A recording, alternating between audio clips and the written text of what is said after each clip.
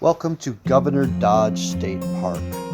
We are north of Dodgeville and south of Spring Green. After you go through the gate, you'll have a decision, go right or left. Well, what I'm going to focus on today, because I was out here way pre-season, is winter campground availability.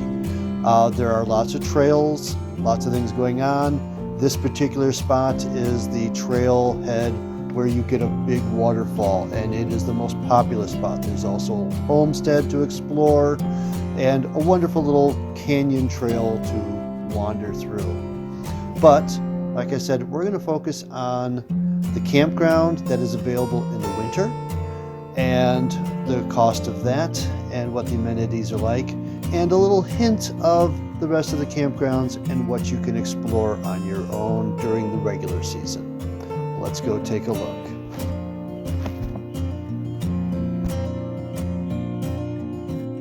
All right, I am approaching the entrance to the Twin Valley Campground.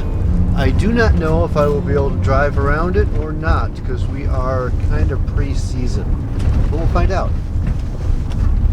They're not stopping me yet. Coming into Twin Valley Campground. We got our dump station and water fill on the left, although it is closed right now, and garbage. Now I still don't know if I'm going to be able to actually get down to the campsites, but we'll find out in a minute or two here. Yeah, so first loop, sites 300 to 356 is closed,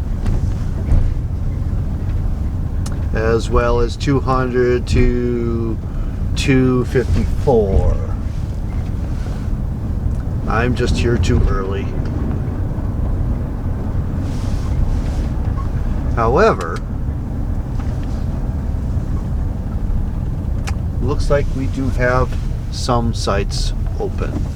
So, as we go through here, I'm gonna take a pause and read the camping information. Well, they're looking for self-registration right now. Currently, Wisconsin residents for non-electric site, $15. For Wisconsin residents, if you get electric campsite, it's $28. Double site's $30. Double electric, $56. And this goes through April 30th. So let's go take a look. 255 is right at the entrance here. 256 on my left is electric. Now these aren't very well cleaned at the moment and maintained because it is early spring here and there are no trees filling out, no leafy greens. 257 on my right.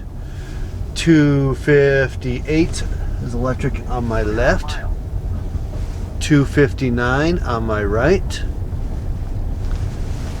That one they do not want you to drive too far in. 260 is electric on my left.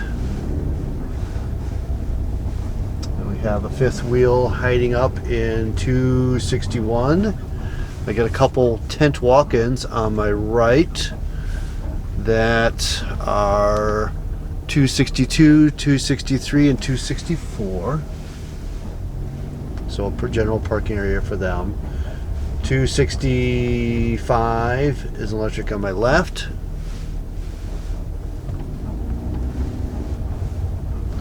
266 is an electric on my left. Normally there would be a water right here on my right. Things are closed for the winter. 267 is electric on my left. We just passed. 269 on the right. Looks like a nice little pull through on the edge of the hillside, because we are right now, the world just drops off suddenly. 268 is electric on my left. Those are our back-in sites. I have another series of tent walk-in sites over here on my right. So 269, 270, and 271 over there. 272 on my right. We have a double electric, so on the left at 273 and 274, 275 on my right. And again, everything on the right now is kind of up against the hillside. And maybe maybe I will see. 276 and 277 are on my right as a pair, non-electric. 278 on my right, non-electric.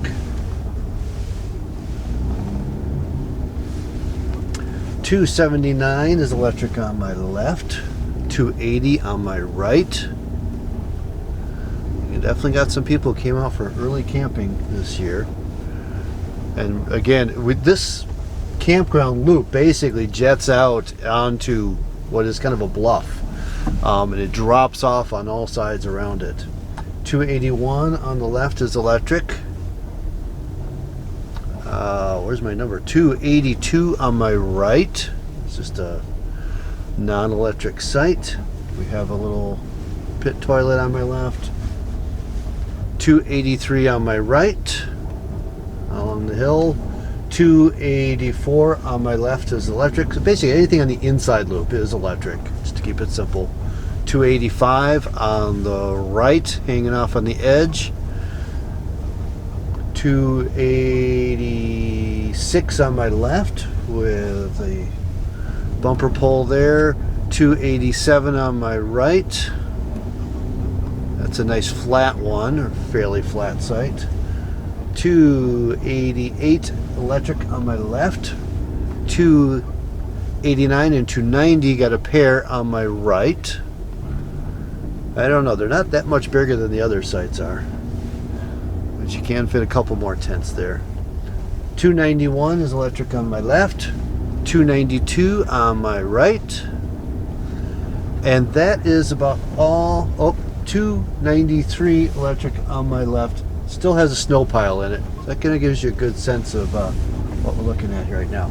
I'm going to get out and take a look at some of these sites closer along the edge of that bluff, and check out to see if this is even open this time of year. One of the drawbacks, of course, of coming out here for winter camping is there's just the pit toilet. The shower buildings where you can get water there are closed, so there's no water access while you're out here. You have to pack in your own water for everything. So I'm standing at site 232 right now, which has a pull-through drive to go through, but it's got a definitive step here where vehicles here, you camp down here. Don't try to drive down here, that's a big drop off, you won't get back up. And start to live off. And you can kind of see, looks like there's a little trail running along the ridge over there. Maybe I'll go check that out. So, followed the little path, and there's a little path coming off of most of the campsites that heads over to this nice little area where I'm in sort of a pine floor, a pine needle floor area. Comes out to a nice little point with rock edge cliff faces looking out across a valley. You can get lots of great views up here, and it also depends on the time of year. So I got this little rock outcropping where it just drops off on both sides, and I can look across and see more rock outcropping. So there's quite the valley running through here, and this time of year you can actually see something out there. And if you come out here during the summer, you're not going to see much.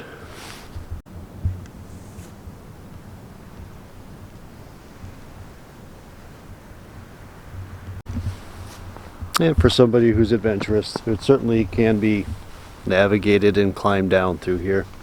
I don't know if there's official trails, but it definitely looks like there's layers that people have wandered. And oh, by the way, I don't know if you can see it or not, but the rocks have a bit of a sparkle to them too. So if you want that nice little outcropping in your backyard, site 232 and 234 have a simple little trail access to that really nice little point out there. So that is Governor Dodge State Park winter camping availability and a hint of some of the sites you can find in the summer. So besides the Twin Valley Campground, we just looked at the one loop. It has several other loops available for the rest of the season. There's an equestrian campground down the street. There are a lot of equestrian trails. There's a Cox Hollow campground, family campground, which has easy access to Cox Hollow Lake and swimming opportunities and other recreational there. You can see there are trails all over the place for different kinds of usage. There's the Twin Valley Lake, which also has a swimming beach. There are group campsites that are tucked up against some bluffs and lots of other opportunities. So I'm going to show you around some of the other sites that I briefly saw while I was there, give you a little hint of what's here, and I'll catch you on the next one. So thanks for coming along on this journey, and I hope to see you on the next one, and get on out there.